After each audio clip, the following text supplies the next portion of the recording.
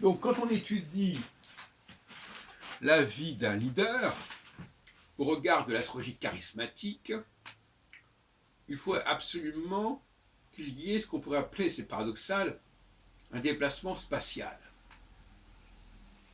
C'est-à-dire que la périodicité dans le temps est liée à un déplacement spatial. Pourquoi? Parce que le cycle implique une certaine forme de déplacement.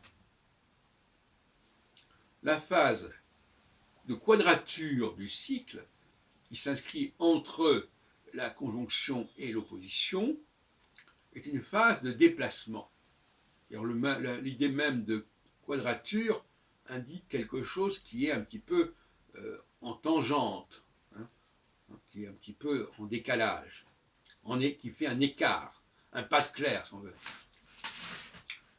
Et par conséquent, la vie d'un leader sera nécessairement marquée par ce processus alternatif, à savoir le moment où il est dans sa ligne, celle de son milieu, de sa langue maternelle, de ses appartenances profondes, et celle où il se trouve dans une sorte d'exotisme, d'exil, et où il mène des expériences dans des milieux qui ne sont pas les siens. Alors, le fait de passer d'une phase à l'autre sera donc marqué, selon moi, par ce phénomène de déplacement, soit d'éloignement du milieu d'origine, soit de retour au milieu d'origine, selon un processus de 7 ans en 7 ans. En gros, ce n'est pas vraiment 7 ans, d'ailleurs je précise bien que c'est bien lié à Saturne, et ce n'est pas lié à une numérologie basique, très très virtuelle et très fictive, même si elle est calquée dessus, mais elle est calquée, mais elle n'est pas fidèle. C'est comme le calendrier qui ne correspond pas exactement à la réalité astronomique, en tout cas jusqu'à un certain moment, peu importe. Alors, donc, ce qui est intéressant, c'est le moment de basculement. Voyez-vous. Pourquoi tout d'un coup, on va vouloir basculer vers un exotisme, quand on sort de la phase conjonctionnelle ou oppositionnelle, pour entrer dans une phase de quadrature. Et inversement, à quel moment cette période de quadrature va-t-elle arriver à son terme?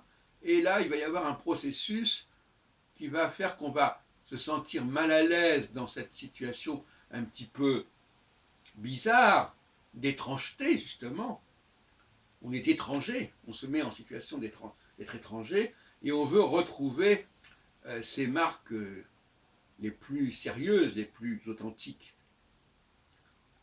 Dans les deux cas, il y a un phénomène de rejet, si on peut dire. On peut être rejeté par le milieu dans lequel on a voulu s'infiltrer, mais dont on n'est pas vraiment partie prenante.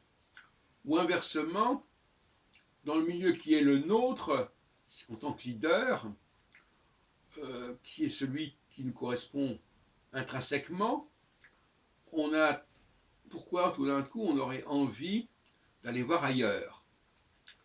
Pourquoi on voudrait sortir de la routine et de la facilité pour explorer de nouvelles terres? Voilà la question.